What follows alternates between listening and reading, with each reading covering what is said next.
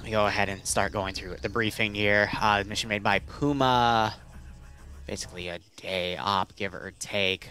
Background, LARPers in rural Wyoming take it up a step farther and decide to test their might in a daring smash and smash against some U.S. Army reservists. These Army weekend warriors were merely sent to retrieve any remaining supplies from an old depot and will soon find themselves the victim of the LARPers' foolhardy raid. My fucking god. Green 4 must start the round with all soldiers in the same safe zone. That's funny. Alright, 3 caches to take, or destroy, I guess, technically. Weird. Otherwise, overtime might be called. Usually we don't see over. Okay, actually, no, it's right there. Mission will go to overtime if there is only one remaining objective alive and the attackers are near the objective within the look zone. Alright, render distance only 623 meters. Makes sense because of areas within Yellowstone can be very roaming hilly. No magnified optics nor NVGs. Defender build points 125, which is the standard. Medium anti-tank settings for both sides is going to be 2 AT rounds per side, no HE. Interesting. Blue 4 are going to be our 2000s American Army Desert Storm camouflage. Alright, so older stuff. They get a combination of M16 A3s and M4 A1s, Glock 17 as a secondary. Auto rifleman / light machine gun. LMG is going to be the M249. Machine gunner, which gets the MMG, is going to be the M240 Gulf. Light anti-tank is going to be an M136 single-shot disposable rifle. Recon gets a choice of M2010 bolt action. I believe 308, might be 338, I always forget. For their sniper rifle, and then the 2 suppressed shooters either get an M14 or a SOCOM 16. Both are 20-round NATO battle rifles. With 7.62x51 NATO chambered. And then crew and aviation either get an MP7 submachine gun or an M4A1. Nothing on the crew served weapons, no assets. Green 4, meanwhile, their uniforms are going to be the 2010 Rebel French Lizard camouflage. Quick breakdown on this roster here. Platoon leader, platoon sergeant, guys in charge. Squad leaders, team leaders, auto rifleman assistants. Grenadiers, Grenadier IR, the guys with Hunt IR rounds, little 40mm under slun rounds that you fire from a grenade launcher, deploys into a parachute with a camera. You can connect to that camera, has normal vision and night vision, great for getting a bird's eye view of the scene. But otherwise, you know, can be a little tricky to orientate if you're not used to it. Otherwise, machine gunner assistant, combat engineer, the guys that get a choice of either 2 explosive satchels, 4 explosive charges, which you can convert to throwable. Very nice to use. 2 tripwire two tripwire HE mines with 2 tripwire flare mines, so 4 mines total, or 3 AT mines, which we never seen chosen except by Maz, who is the only one that does that. Light anti-tank, medium anti-tank 1 and 2, and their assistants respectively. Recon infantry, the recon infantry scouts with the suppressed weapons. Designated marksman, which for Green 4 looks like it's going to be an SVD. For Blue 4, it's going to be the Mark 11, knowing their kits. If not, a Mark 14. Either way, it's a 20-round 7.62x51 NATO battle rifle. In this case, a marksman rifle, excuse me. Sniper, which is going to get a T5000 from the looks like. Crew lead, crewmen, pilots, medics, and then the base kit. Loadouts, otherwise, is going to be the AKMs and AKSs. So, you know, your standard 7.62... No, my bad. So the AKM is going to have the 7.62x39 platform. The AKS is going to run your 5.45 because it's a 74. PM, handgun, fires 9x19 parabellum. Pretty standard. I'm going to be honest, handguns and FNF are probably the shittiest things ever because everything's scripted to have the same armor values. I've seen people just mag dump people with handguns. You've got to get a headshot to even do any real damage to them. But otherwise, I digress. That's why I rely on grenades, though, nowadays, because they recently took those out of a nerfed stage, but I'm getting heavily off topic. Light machine gunner, excuse me. Yeah, LMG light machine gun for the auto rifleman is going to be the RPK with 45-round banana bags.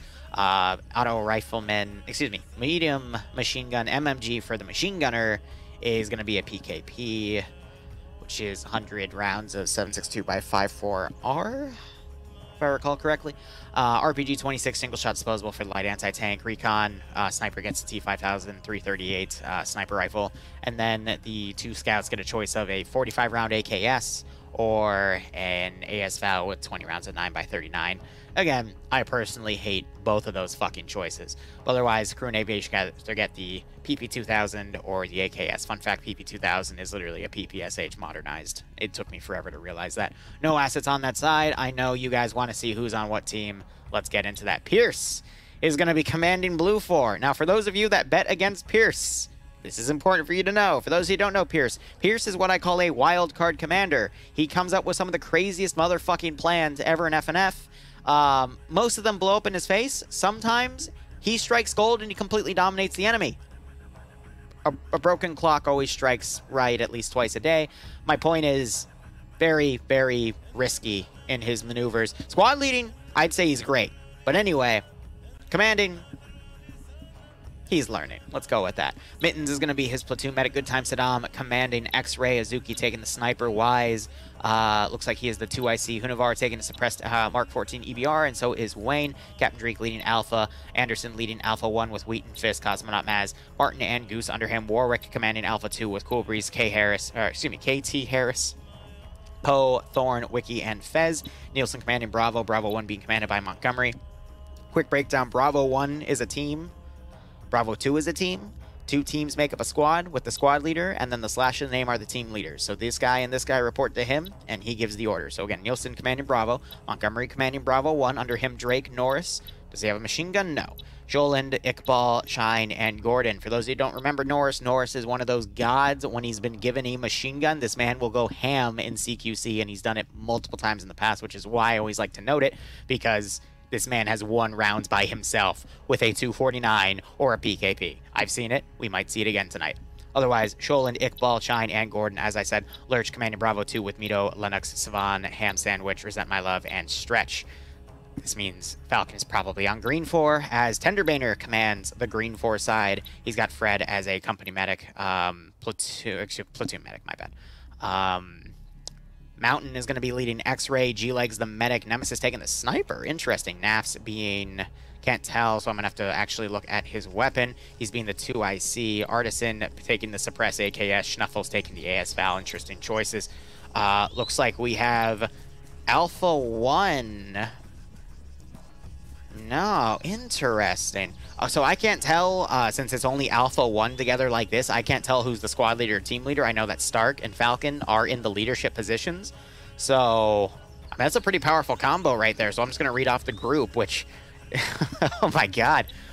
So we got Vorogok with Dooley, Bayan, top player of FNF, Loki, Falcon, also known as Pinoy Power now, Michael, Chow, and Stark, who is also a very good player. So you have a powerhouse under Alpha 1 here.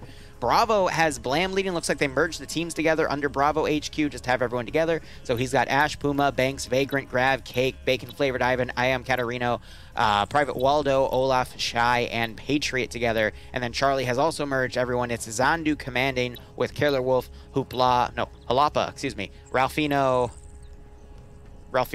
my bad.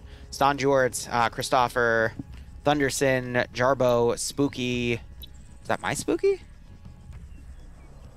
I'd have to check.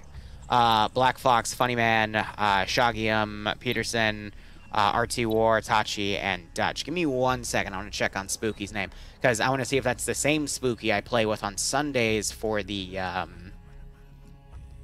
oh my gosh, the whatchamacallit, the SOG Prairie Fire stuff. I doubt it, but I always like to check. Yeah, no, okay, cool. Because you never know who you might run into in, Arma 3. I run into plenty of people, and some of them I try to avoid, but, you know.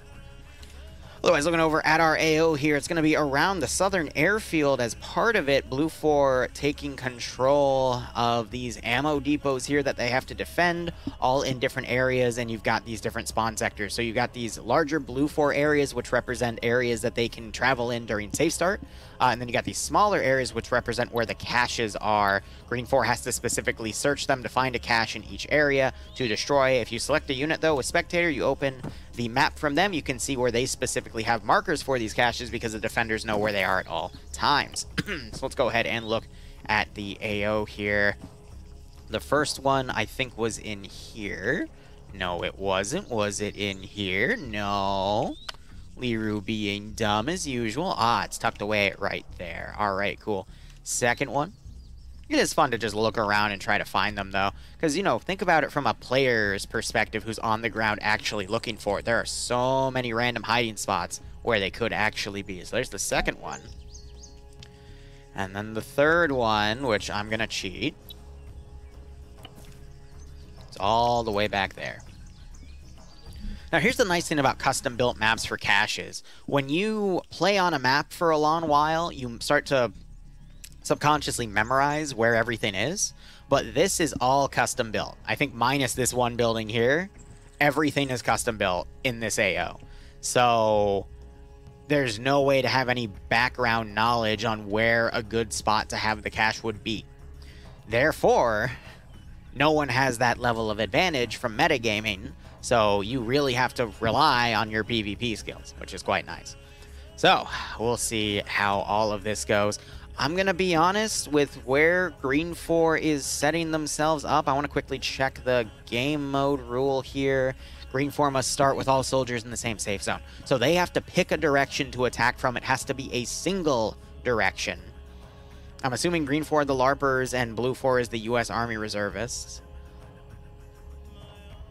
And it makes sense, but I don't get why they're like smashing the supplies instead of capturing, but I also know that's probably because of a limitation of the game modes in this. But we also have a lot of random built-up ruins around here too. And why is Falcon poking me with the term Magic Missile Stark? I'm scared. What do these chuckleheads do? Who knows? But they both have LRs. I honestly cannot tell who is in a leadership position here because their kits seem to be exactly the same. So we'll see how that goes. Coleman Eric, I don't have a multi for you today. No one gave me a multi-link, unfortunately. I know Norris without a machine gun is a sigh indeed. We can hope he finds one in the field to loot. I'm going to be honest, this is going to heavily rely on CQC. I do not see this round going past the 45-minute mark. Technically with the 15-minute safe start and then another 15 minutes. Because you're just going to have the infantry trickle in, you're going to have them hit a brick wall, and then either be able to inch themselves in or not. But Blue 4, they need to pick pretty much one position to actually defend from in a 360 and then identify where Green 4 is coming in and then hold them from there. I appreciate the positions they're taking with this building especially. It's got some great upper overwatch. And you can cover a lot from up here, and it's really easy to then go prone or hide in some of these rear buildings here. Rooms, excuse me.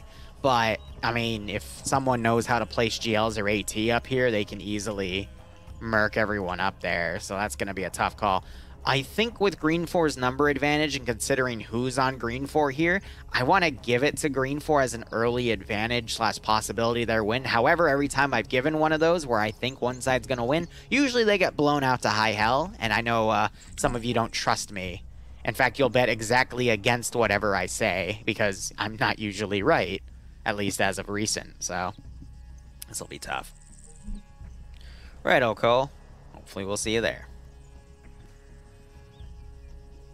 So otherwise, chat, any random last-minute questions, comments, or concerns?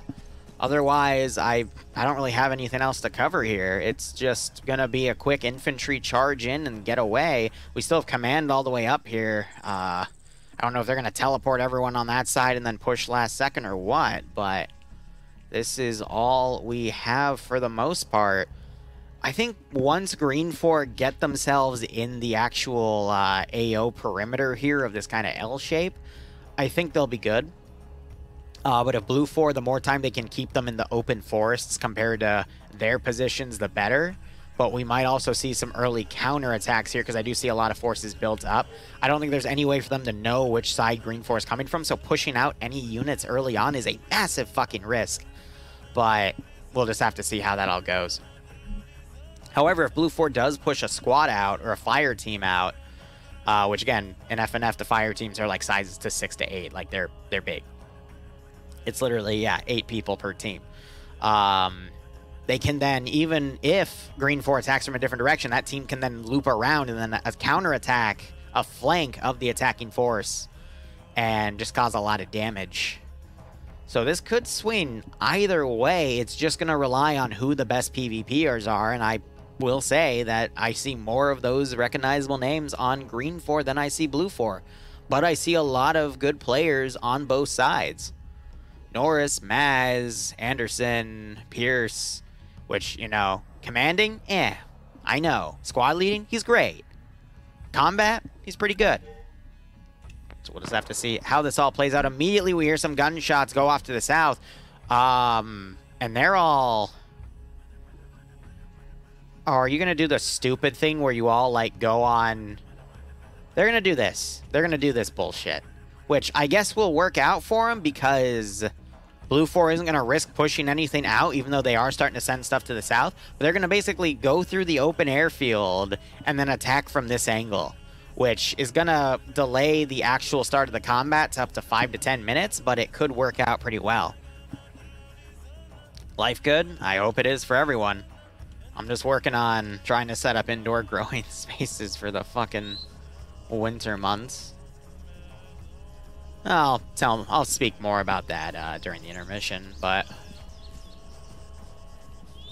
yeah, no, they're totally gonna ride the median around and then attack it from the flank, which it's not a bad call because Blue 4 wouldn't be able to properly predict that. Just means we're gonna have a hot second of waiting time here because Green 4 is gonna need, like, again, 5 to 10 minutes to go around. Commanding Green 4 is Tender Banner, and we still have a few minutes of betting, so if you guys want to put something in, I think... Because here's the one really great thing to look at with this strategy. With this force coming around like this, and look, they're intentionally firing, so they're trying to bait Blue 4 to come and set up a defensive line against them, which is why they fired in the beginning, and which is why you just saw Shanagam fire again. They're trying to pull Blue 4 down here to say, hey, we're coming from this direction. So Blue 4 will set up defensive lines outside of the AO, and then these guys will push in. What they should do to keep Blue 4 engaged to the south is have X-Ray engage from a position down here to keep Blue 4 thinking that the main force is coming from the south. Because if they keep them pinned, hell, I think a full squad should have at least come from there to keep that distraction going, because otherwise Blue 4 is going to go, okay, well, where could they come from? They could either go on the far left or the far right, and then they can reposition their forces. Pierce on defense, he thinks of these crazy weird strategies, so he knows how to defend against those crazy weird strategies. So I can't believe I'm saying this, but this might actually work out for Pierce, because he's one of the types to think about shit like this, because Green 4, again, is going to need another, like, 7 minutes to get around the map here and get into position. But if Green 4 is able to pull this off, you'll see that Blue 4 has nothing to send to counterattack because the area is too small. So they'll just fold into the position instead. Green 4 will get their feet in the door in all of this fortified terrain and then just slowly push the Lcpl around. And it'll be very easy for them to just bulldoze everything because Blue 4 has half of their forces out here not defending the internal perimeter. So it's a good strategy for Green 4, but I think Blue 4 might be able to figure it out if no contact is given from this area. We need to see X-Ray engage something.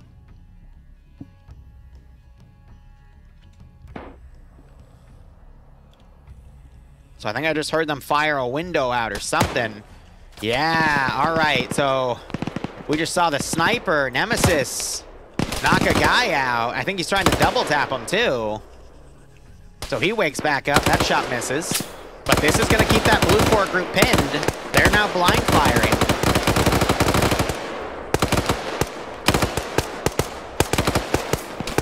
This is exactly how you want to use X-Ray in this map, though. It's an open area. This gives them a lot of stuff to work with. Because over there it's going to be more CQCS. But now we might see Bravo move into flank X-Ray here. And that's going to pull them further away from this position where they will need to be later on. So I think we've got a really good strategy going. X-Ray doesn't want to stay there for too long. They're already popping smokes and pulling back, but I think that's going to help add to the ruse. So we'll see if Blue 4 commits. Now let me look down here. Are these guys fortifying or are they just staying up here? They're just staying up here. Okay. As long as they're staying away from a position to be a picket force for the main force, they're good. So now they're firing at X-Ray here, catching them on the flank. You're hearing AT firing around. That fired a little short. X-Ray now just needs to pop smokes, and then they can keep that force pinned there as well. Because look, that group has fortified up there. You see those trenches. So X-Ray is doing a great job. They just need to pop smoke grenades here, but they've done their job for this op, because all they need to then do is stay in reserve, wait for the rest of Blue 4 to pull back after Green 4 makes their initial attack, and then they can form a flanking attack into the AO or shoot Blue 4 in the back as they pull back with that sniper rifle especially. I'd say X-Ray's pulling out as much as they need to here. This is a full squad of Bravo 1, Bravo 2, and Bravo HQ. That is half of the force, not including X-Ray and Platoon. They're pulling out half of the standard infantry squad, and they're keeping them pinned on the outside. So X-Ray is 6 dudes, and they are pulling about 2 to 3 times their size, which is literally a third of the force on the side, which is going to give the attacking force that already has an 8% numbers advantage even more of a number to hit this position. And again, I think they're going to steamroll. So it's working out. You got more smokes going down. Blue force staying pinned here. But this is working out here. All right, 5 minutes have gone by. These guys are going to start stamina resting here. Who's out in front? Michael. So here's another thing that needs to be coordinated on the Green Force side. They need to push in all at once. They can't have these 4 guys up ahead start moving in, because that'll give Blue 4 time to reposition their troops. But Blue 4, I think, is starting to wise up to this. We got the platoon, the squad leader here. He's looking left now. He's trying to find where the rest of Green Force has gone. Now, here's the thing. X-Ray's taking contact. So now Blue 4 might think everything's riding the edge here, which is going to further keep them pinned. But you can see they're looking around right now. We got Hunt IR up.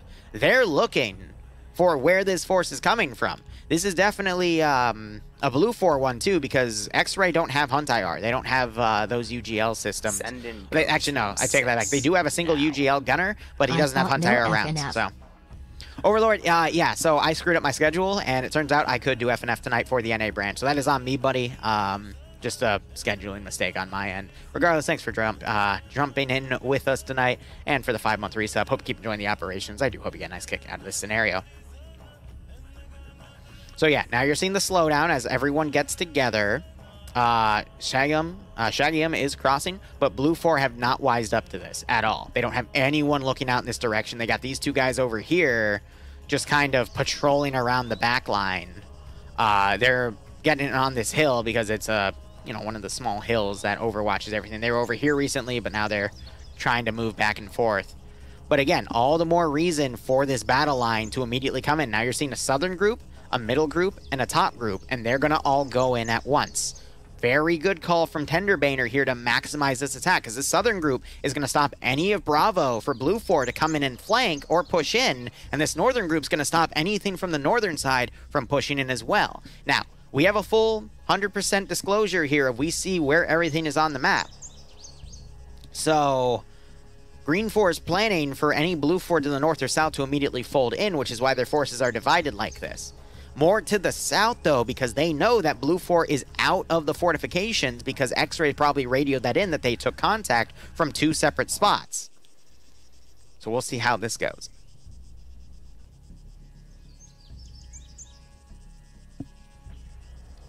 But look at this really nice even battle line we're seeing.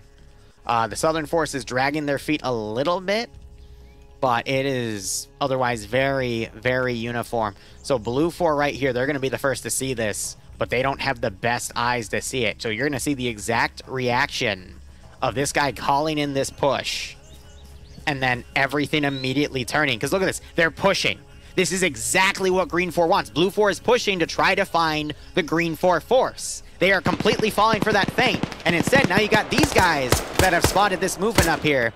And now you're going to see that force come around. You're going to see this force come around. Blue 4's in a lot of trouble. Now again, this force can come around and attack, but they're going to be away from their other half of the squad, which could be a blocking force for Green 4 X-Ray, but still, look at all these smokes now firing because they've been discovered. This is where the main Green 4 attack is going to come from, and you already had one Blue 4 guy get picked off. It's only Anderson up right here. Cosmonaut got picked off, yeah, by, oh god, it's Stark and fucking Falcon. Falcon got that kill. Stark coming around too. Is he gonna look right and see Anderson running? Yes, he does. Starts putting shots as Anderson evades. Oh, but it's not enough. He just took another few hits. Dashes behind concealment of that bush. And now you're starting to see part of Bravo moving back. You already got a small Vanguard force ahead of Bravo. It is their No, this is their X-ray team. So a two-man team here of the sniper. Oh, they gave the sniper scope to Azuki so we can perform, make a suppressed marksman rifle here. He's trying to pick people off. And you got these guys running around. So that could actually do a lot of damage. A suppressed marksman rifle like that. It's a legal move in FNF 2. You are allowed to exchange scopes. Yep, so Azuki just got a drop. He's focusing on someone prone. You see him moving around again. These aren't 100% accurate in the lineup. And he gets that drop too. So now this flanking force is in a lot of trouble. You see some explosives prematurely detonated. We just saw one guy get dropped up here. That was Michael. But otherwise, you got the really aggressive squad kind of going forward here. And you got these guys starting to mag up the first cache. So let's look at the map here. Bravo's now turning around. The other half of Bravo's trying to find X-ray. They might actually have them from a Hunt IR round. You got a few guys trying to go north here to the top cache. You just had something else explode here.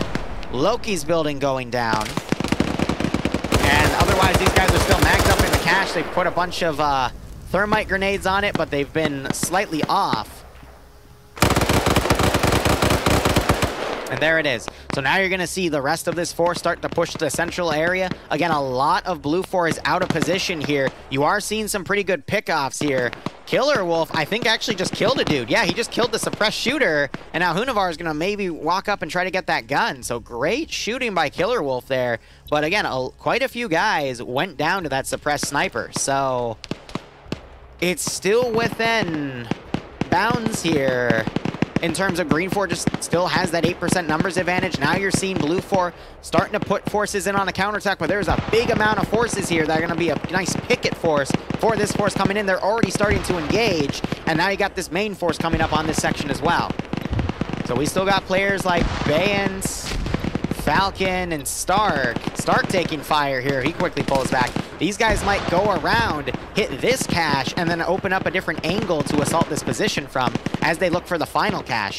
Right now, Green 4 just needs to maintain their pushes here. X-Ray needs to continue to come around. They've actually come under fire. Mountain getting killed. So X-Ray is probably going to get wiped here by the Blue 4 group hunting them down. They got a far force. They got really nice lines on Green 4, but that's going to keep them pinned over there. This is the force I'm really worried about here, though, because they've got a lot of guys to fight through. They don't have a lot of maneuvering room. They are doing their best here, but this is all CQC in a forest, and Green 4 just has the numbers, and once the smoke runs out, they will start engaging. Granted, they're right here. They're going to be able to flank the assault coming in, so it's just a matter of can they pick off these guys in here before they're overwhelmed by this large group. And then you have the elite team of Green 4, Alpha 1, now coming on the northern cache, and they'll be able to flank from the north then. Maybe by then Bravo 2 will be able to come in if they're not constantly tracking X-Ray, but it's really looking to be in Green 4's ballpark at the moment, and we are only 12, 13 minutes in. So like I said, I predicted this to be a 30-minute round at most, and one cache is already destroyed, and we're not even at the 15-minute mark.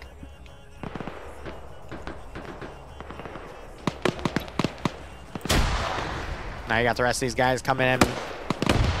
Got some UGLs coming in from Good Time Saddam. So that shows me that these guys are prepped. We also have one of the X-ray shooters over here as well. Yeah, so this is the other part of the X-ray team. AT going into that building. That was a light anti-tank for sure. Not a lot of damage there. They're trying to make use of those GLs to thin them out, but these hills right here are really helping to prevent this from doing so well. Dooley now has the marksman rifle. Did Bay get picked off? No. Oh, it might have been Dooley with it all along. He's crawling under the Hesco texture to get in. That's cute. Audited missions, baby. Stark now throwing some grenades up there. That's going to force Blue 4 to come around. We saw Good Time Saddam's battle buddy get blown out. I don't see him anymore. He's trying to throw some grenades to stop the offensive here. But they weren't at any good angles here as Saddam now tries to hold from the stairwell. He's got to be careful about poking his gun down because they might see the barrel and slow down and instead throw a grenade up there. Goes on the offensive and they trade. Wow. So he traded with Falcon. Of course it was Falcon. Ooh, he's going to be a bit salty about that one, but otherwise Green 4 only have a few people left. Actually, no, there's 5 of them compared to the 2. X-Ray still being heavily pushed by Bravo 2, but looking back here, you're seeing the central force of Green 4 kind of hitting a wall here with the largest garrison of Blue 4 we have, and now Bravo 1 is instead trying to push in to assist, but now they got that critical mass of Green 4 coming in. But they're pulling back, so that is quite messy to see, but regardless, again, I said in earlier part of this match, Yellowstone has a lot of roaming hills to work with here, so it's really difficult to work with on the CQC, but you got Blue 4 doing their best to hold, but I mean, you see they're greatly outnumbered here as this Green 4 force goes through. This central force, though, is wreaking havoc on that central assault, so we'll just have to see how all this goes. Saddam looks like he finally went down. Wise is doing some medical up top, but these smoke grenades are practically saving him at the moment. Looking back, you got Blue 4 doing their best to come up to these positions. Ash, I think, is about to get a kill on Sholin, though, if he comes around the corner. Come on, buddy. You can do it. You can do it, buddy. Come on. Yeah, there we go. Gunshots alerted. Get the headshot. Okay, you shot him in the ass, but you know what? It worked because he was reloading. He couldn't do anything to fight you back anyway. So, again, Blue 4 broken up into a lot of groups here. Green 4 has pushed in from a lot of angles. However, as I am continuing to see this assault go on, we're seeing Green 4 getting more and more thinned out in that central push to this main Blue 4 garrison. Let's suppository, yeah. Ooh. Otherwise, you got Green 4 doing their best to look for this remaining group here. You got X-Ray now starting to fold in with 4 people. The rest of Bravo 2 are kind of broken off around here. They're going to have to trickle in, but from the looks of things, looking at it from above, seeing all the markers here, Green 4's attack has definitely been stopped by the internal garrison. The garrison for Blue 4 didn't take a lot of hits here, but the outskirt forces have taken the most damage. Now we got an element of Bravo 2 that is now starting to try to fire over here. Michael, I think, got killed as the last Blue 4 defender. And now you just have Martin back here. Yep. So, I mean, just looking at the numbers, too, though, Blue 4 has lost a lot of guys. I mean, Alpha 2 and Alpha 1 were the main defenders here, and they have been taking some pretty serious hits. You do have some Green 4 guys also still breaking up here, so Vagrant is engaging, and then X-Ray is going to join in. We might see Bravo 2 get some decent flank attacks here, but otherwise... yeah, and then you got the outskirts forces working around right here. Montgomery just got caught out of position by Black Fox, and then Montgomery was still able to line up a headshot and trade evenly, but this grenade, I think, is going to be the end for Montgomery. Yep. Ooh, pretty nasty. So you got Puma up here as well. Don't know what he shot that gun for. But I guess my final question is, where is that central cache again? If we were to look, it's in this one building. So Blue 4 doesn't have any direct defenders on it. We just saw a Blue 4 guy go down in this sector as well. So looking at the numbers, both sides have definitely taken a lot of damage. You have this central attack that's been pretty much stopped. You only have a few guys trickling in. Blue 4 have that nice garrison. Green 4 is now sweeping for guys coming in from the south because that was Bravo's element. So 2/3 of their remaining force in this area alone are out of this AO, and they're going to be easy for the Blue 4 garrison to pick off. But can these remaining guys coming in do some decent damage? As I say that, I think that was Puma getting a kill on one. He needs to throw a grenade up there. Goose is going to poke his head out. Double tap's going in. Puma, yeah, let's go, Puma. Going ham. The fuck? Falcon, you in here? Yeah, I've been in here. Bruh. And Puma gets a 3rd kill.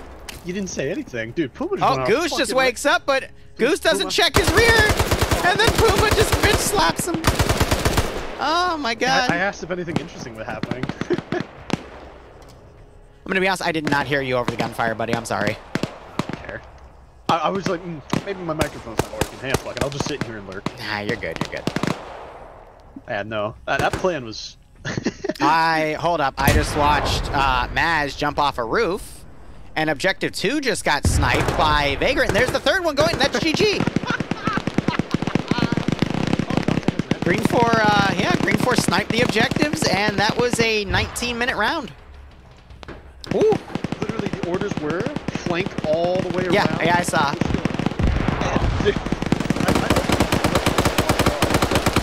Fun.